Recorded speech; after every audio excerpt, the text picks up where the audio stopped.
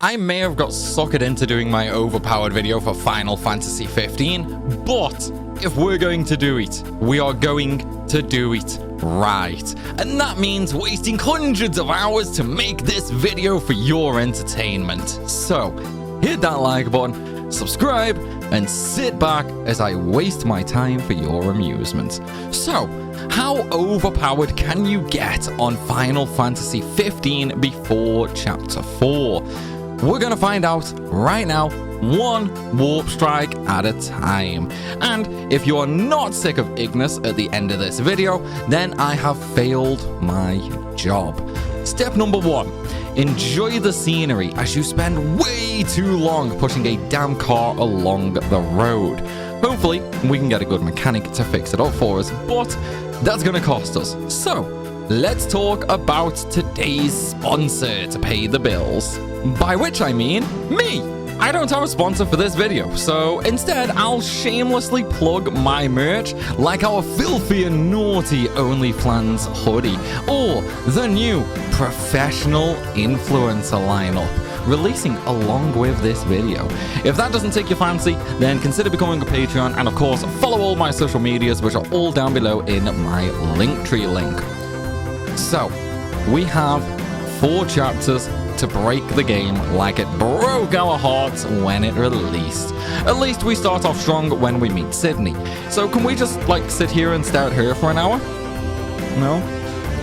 Okay then. Well, let's ignore the game for now and do the DLC episodes for some items straight away. Anyway, this means each DLC episode for Gladius, Prompto, Ignis, and Arden. Once they're done, we're actually halfway done with everything we can do. So why is this video so long, and why did it take me so long to make? Well, that has to do with the next step, and also the biggest step in this run. Getting to level 120, the highest level in the game. This step requires over 27 million EXP, which, needless to say, is going to take forever to get. But that doesn't mean we're going to just kill every monster ever. Instead, we're going to do something much more mind-numbingly boring. We're going to dig up some coins. You see, in Final Fantasy 15, there are 2 EXP modifiers we can take advantage of right this instant. Resting EXP boosts and magic EXP boosts. You see, we can combine items with magic to get special effects, and one of them is experience boost. Now, some people will be familiar with the method of using the Bandersnatch. Sorry, that's a bad way of doing this. Let's break down some numbers, and this is simple because experience magic is a fixed equation. 100 times EXP bonus level. This means a level 96 Xperia cast gives 9,600 EXP per cast.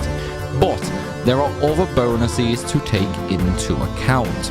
Food bonus, rank bonus, moogle charm, and resting bonus. The Bandersnatch method uses pretty much none of these. So, how do we maximize the EXP gain? Well, let's wait until we're in Chapter 3 first. Along the way though, kill everything you can with warp strikes for AP and pick up every little blue dot you find, and make sure to equip the fanfare accessories from the free DLC, as this also increases your AP gain. Also, equip the accessory which stops your EXP being used. And lastly, visit all havens and collect 99 of each elemental magic. As for any AP you get, spend it all in the exploration tab first until you have that mastered, and then do the same with magic. Once you get to magic though, focus on getting bonus spell abilities first. Once you make it to Chapter 3, we have a massive new area to explore. In fact, we can actually explore nearly the whole game right now, but we're only going to do a couple of things, starting with getting the moogle charm, which is located in the Doral Caverns.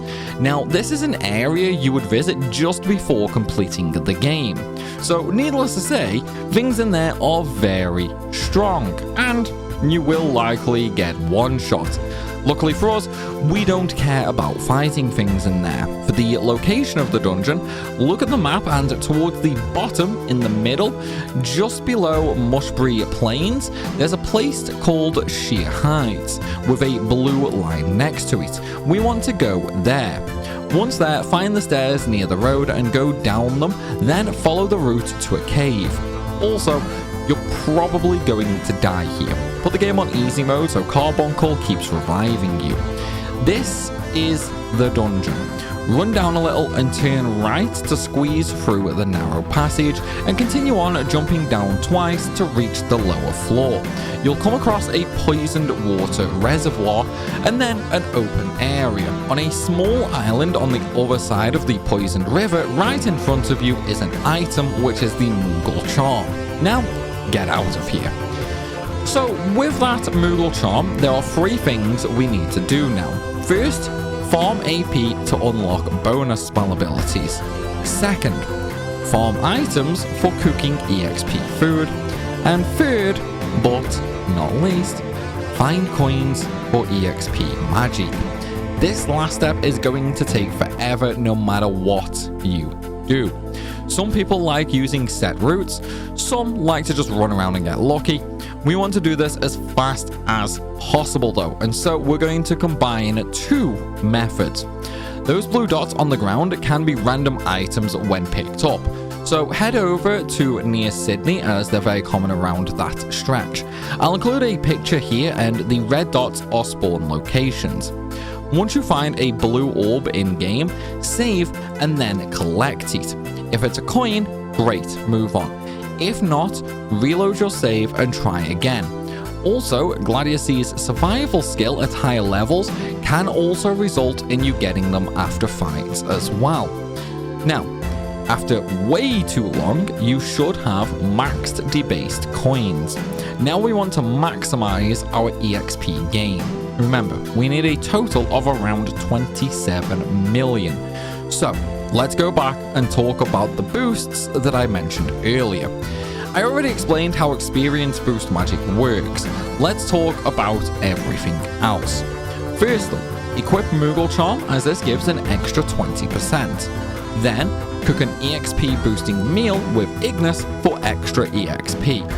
Make Xperia cast magic using 24 debased coins to get EXP bonus level 96. Each coin is worth 4 bonus EXP, and if we used 25 coins, then we only get 3 bonus EXP on the last coin. Not worth it considering how rare these are and how many we are going to need. Then you need to kill things using this magic, and fast. The more A+ ranks we get is more bonus EXP. Hence why Bandersnatch is worse overall, because we lose the A ranks, aka murder the weakest enemies possible near Hammerhead.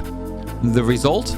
About 19,000 EXP per cast. However, because we'll be using an inn, which gives us 2 times EXP, it's actually about 38,000 EXP per cast. We have 11 spells equipped, which means we get around 418,000 EXP per 24 debased coins. So, have fun getting enough debased coins to make a total of 65 sets of EXP magic. And I mean full sets, by the way, not 65 casts. Now, even though the EXP counter on screen shows just under 10 million and doesn't update past that, it does, however, actually continue to track past that point, meaning you can go from level 1 to level 120 at once. And yes, if you're wondering, it absolutely did take me an absolute ton of resets to get the right amount of EXP to do this in a single stay. For those wondering, it took over 350 hours to get to that cap. Can you imagine what it felt like grinding coins for that long? Honestly, that alone deserves a like, comment and subscription. Now, once you're at the cap, head to the Golden Quay Hotel in the south of the map and rest there for 2 times EXP. just remember to remove the experience from Noctis. Before you reach this point as well, even without using the AP accessories, you should have enough AP to max out everything on the Ascension tree. Now that we wasted all that time for levels, let's go get some gear, shall we? And of course, we'll start off with something special. First of all, you should absolutely have a rusted bit in your inventory now. Likewise, you should have a glass gemstone from Gladius's survival skill. If not, you can also get one of these from the volcano area in the far southwest of the map. Then, it's time to go to the Clean region to fight some Ixion wannabes. We want their horn, known as the Sturdy Helix horn. To get this, we need to do some save scumming. First, head over to Old Lestalium and accept the hunt quest, The Last Spiracorns. Then, make your way over to them and save the game. Now, proceed to break their horns and murder them. If you get a Sturdy Helix horn, then great. If not, then reload your save and try again. Once we have these 3 items, return to Sid and upgrade the engine blade all the way to the Ultima blade. During this point, when upgrading the engine blade 2 up to the engine blade 3, do 1 quest or hunt, and then rest at a campsite or a hotel for the upgrade to complete. Then, for the Ultima blade upgrade, do 3 quests or hunts for Sid to finish it.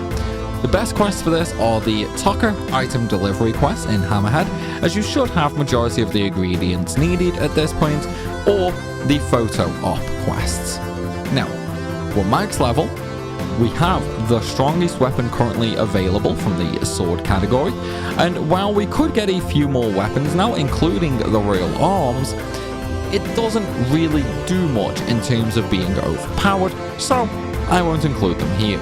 As for accessories, again, even though we have access to most of the world right now, including a bunch of accessories, the best ones are still locked away for now, and what we can get also won't really do much of note at this point. However, if you want to collect them, go ahead, but I would advise just waiting until chapter 15 when you can get the actual good stuff.